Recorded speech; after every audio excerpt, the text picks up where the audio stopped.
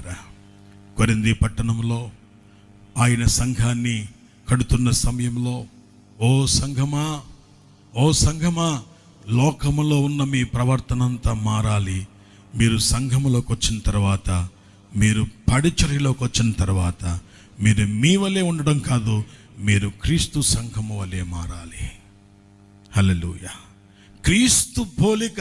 ఆయన అంటారు, ఇలాగా మారిన వాళ్ళ గురించి గలతీ సంఘంలో అంటారు, ఇలా మాట విన్న వారి గురించి గలతీ సంఘంలో అంటారు. ఏమంటారు తెలుసిన?